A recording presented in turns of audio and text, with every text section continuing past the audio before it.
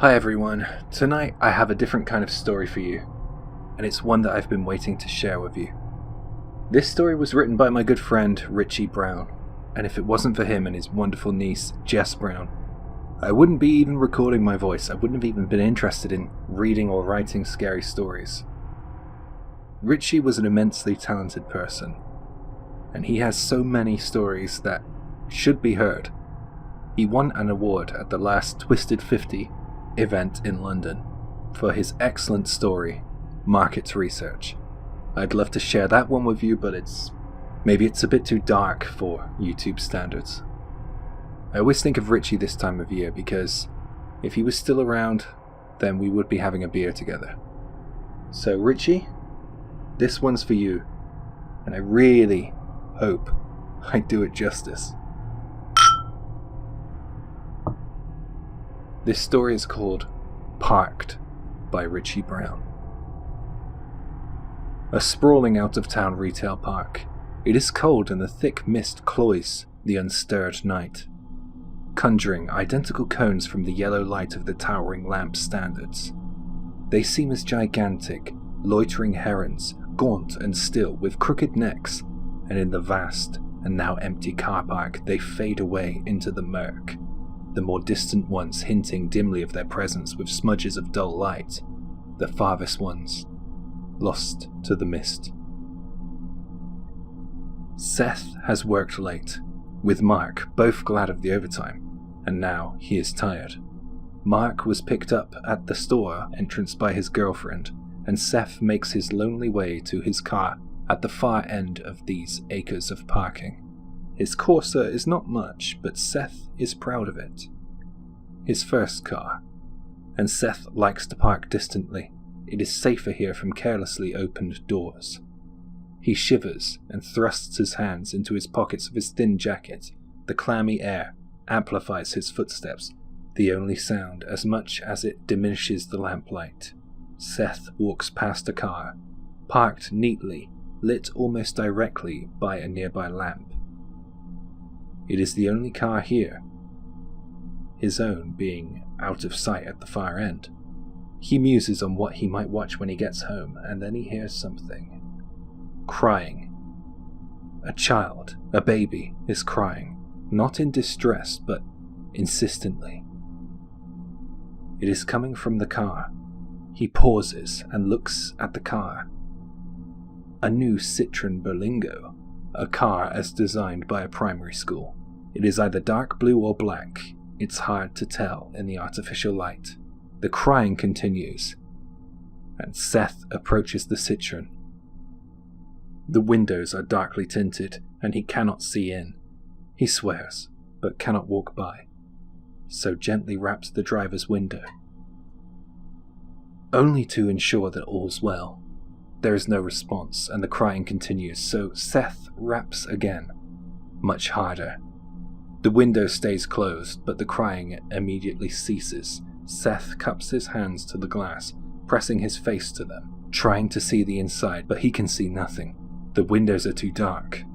He waits a little, listening keenly, and hears nothing. Seth knows he heard something, but everything is quiet. He dithers, and then decides there is no problem, so walks away, looking back towards the Citroen. A few paces and the crying begins again.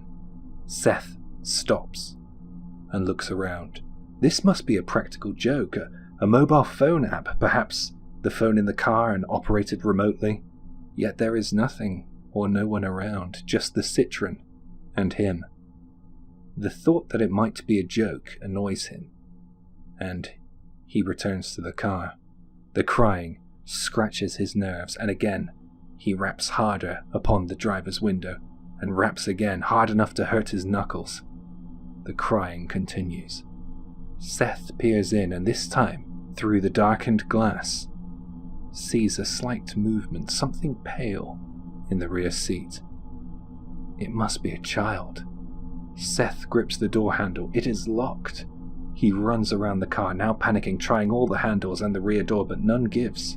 The crying grows louder and more intense, and Seth fumbles for his mobile and dials 999, hands trembling. "Police! And an ambulance, quick, please! There's a car and it's locked and there's a baby in it. And all the while, the keening, dreadful sound of the unattended child crying in the dark. The emergency operator takes details, and her calm, measured manner eases Seth a little. She promises that the police and an ambulance have been dispatched, and Seth asks if he should try to break a window. The operator dissuades him. There is a danger that he might injure the child and anyone else who might be in the car. That there might be anyone else in the car had not occurred to Seth, yet it is obvious no one would abandon a child in a car, so perhaps a parent is still in there, taken ill, or dead. This thought spasms in his stomach, and he begs the operator for a fast response. She tells him that help will arrive shortly, and the call is finished. Seth fidgets from foot to foot, tempted to peer in again, but he dare not.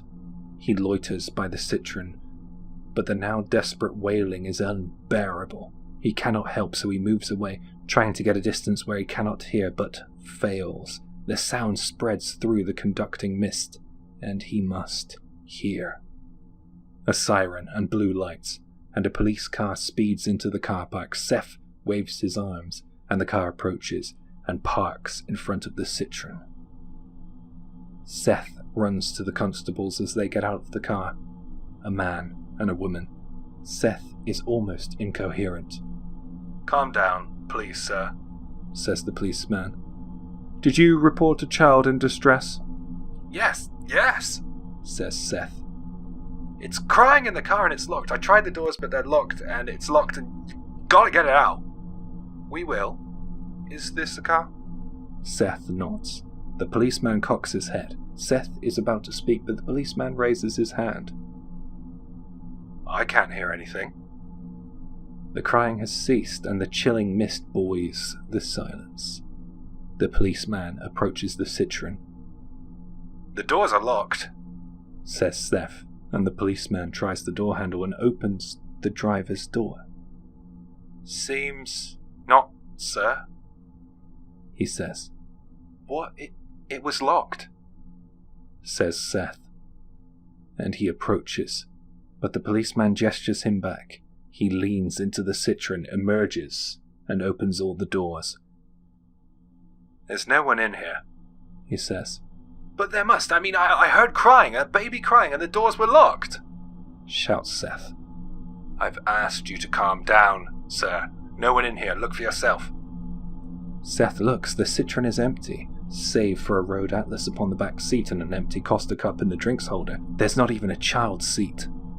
The policewoman radios to stand down the ambulance. The policeman slams shut the doors. The sound is vicious, in the cold. "But I heard something," protests Seth. The policeman stares at him hard. "I don't know what you heard, sir. Have you been drinking? Taken anything?" Seth denies this, vehemently and truthfully. The radios affixed to their uniforms crackle and bluster, and the policewoman interrupts. "RTAA1, we're nearest." "Go home, sir," says the first policeman. "We'll contact the owner of this vehicle." Seth thinks to protest but stays his tongue. They screech away, siren blaring and lights strobing. Seth stands in the frigid mist and burns with embarrassment. He glares at the Citroen and stomps away to find his car. The crying starts again, but this time it is frantic and fraught and louder. Seth is angry, and more than that, he is embarrassed, and he strides back. Whatever device is making that noise, he will find it and break the fucker. He grips the nearest door handle, but the door is locked. He tries the others, all locked. Had the policeman locked them? Seth cannot recall, but it makes sense. The crying intensifies, grows louder, verging on screams, and Seth cannot bear it. He puts his face close to the glass and thinks there's something in there.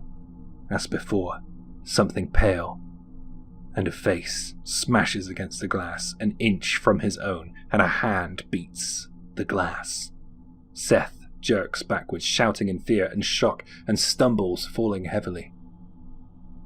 The face is gone, and as Seth's heart pummels, the crying is now not crying at all, not screams, but something guttural, growling and unnatural. The face slams against the window again, features squashed, as they are forced into the glass, and it is a woman, a young woman, and their eyes meet, and Seth has never seen such fear. And the face is gone again, instantly, as though pulled back into the dark interior of the car. The car begins to shudder slowly, then more violently, jerking from side to side. Seth stands, limps to the car, hearing now the screams of the woman, competing with the deep roars, and again tries to open the doors, running from one to the next, but none will open. The car continues to rock, and again the woman's face is against the glass, but this time smeared in black. It's blood. Seth knows. Seth looks around for something he might use to break the glass, but there is nothing. He scrabbles at his bootlaces, hopping on one leg, almost falling again as he kicks off one of his work boots and begins to pound it against the glass, screaming at the top of his voice. And lost in the noise from within the car, the boot is useless. The glass holds, and Seth throws it down. He reaches in his pocket for his phone, but it is not there. He has dropped it. He looks for it on the ground and finds it. Everything stops.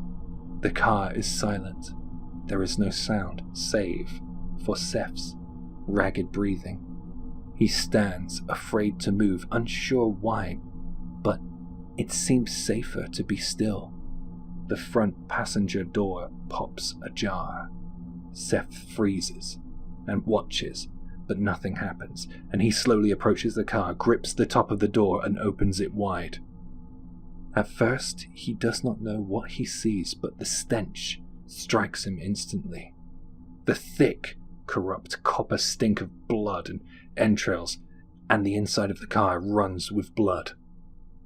It is coated with blood, and on the seats and on the floor are slimy, distorted collops of flesh and guts, and pale, shattered bones, and things he cannot identify, things that should not be out in the open, should not be smeared and splashed, and ground into the upholstery of the new car, and stuff slides down the interior of the open door and pools black upon the concrete, and when he sees the face, spread over the steering wheel like a deflated airbag, just the skin, it has been flayed and draped, the holes of eyes and mouth stretching and gaping as the skin sags and drips. When he sees that, Seth runs. Seth reaches his car, blunders his keys from his pocket and scrambles in, cracking his head but paying no heed. He clicks the central locking and sits, shock-numbing him, and stares ahead. He can barely see the Citroen. It is lost in the thickening mist. Seth grips the wheel, concentrating upon his breathing, willing himself to calm, and slowly he regains control.